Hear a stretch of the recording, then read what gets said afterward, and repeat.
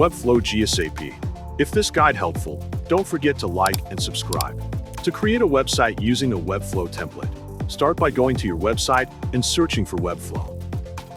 Sign in or log into your account. Then click New Site.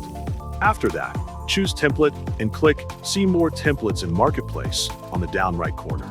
Now click Browse all free website templates and search for the template you want to use. In this tutorial, let's use the GSAP field template. Click Use for free and then click Create Site. Set your site name and click Create Site again. If you want to see the preview of the template, just click Preview on the top left.